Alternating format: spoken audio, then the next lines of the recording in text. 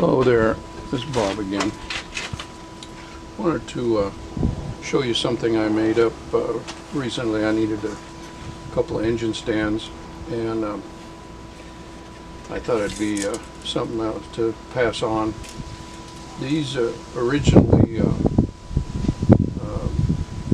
guy named Mel Staley over in Pacheco had a parts business, and when he closed it up, I got a hold of a couple of engine stands that his son was throwing out of the dumpster, and I proudly recovered them and repurposed them.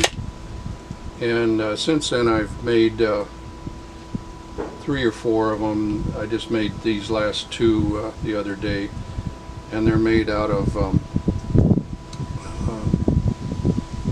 bed rails and 1x1 tubing, and a piece of 3/4 angle, so basically I got maybe $5 worth of material, and use them pretty well. They're designed so that you can put the motor with the pan on it down into the stand, and it's pretty stable. You can move it with a hand truck, and you know, motor without wheels on it, pretty hard to move around. But this, you can slip the hand truck in and pick it up and move it all over. And it's set up so that you can go either way with the motor. The pan fits down in there, and you can flip it around and do it the other way, and it works just fine. So, and I think everybody might have a spare motor, or like to get a spare motor, put it under the, you know, have it ready to go if something happens to your driver.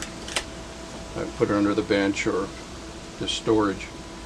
And back in the day when Mel had it, the story is that they would test run the motors on these stands, and sometimes they'd hop all over the back room once they got them running. But that was a test run before they sold them. So they're pretty stable. These are pretty strong. Don't look very closely at the welding. The guy welding, he couldn't see what he was doing, but I guarantee you they'll hold together pretty well. The dimensions on them are 24 inches overall length, 9 inches high from the ground,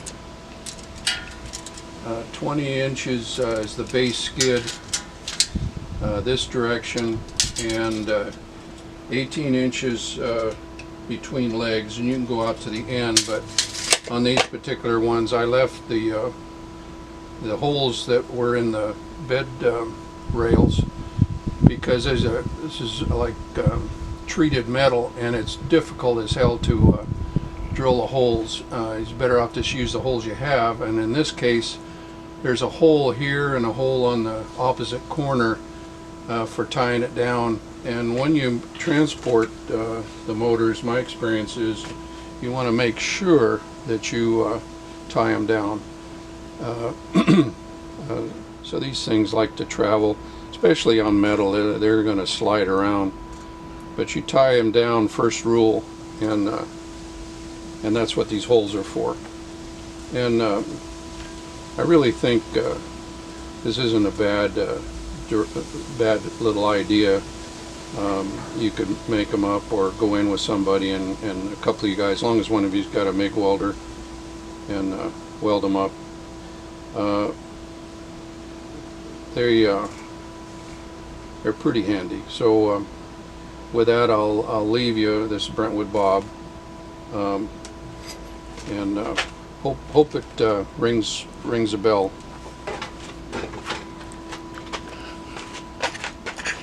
Okay. I wanted to add the pictures that I have in my journal, and the main thing is there, I don't think I got the 24 inches width or length there of the stand. It's probably pretty useful. The rest of it's in the text there, and I've covered the dimensions. Pretty handy little device, this engine stand, and should be useful.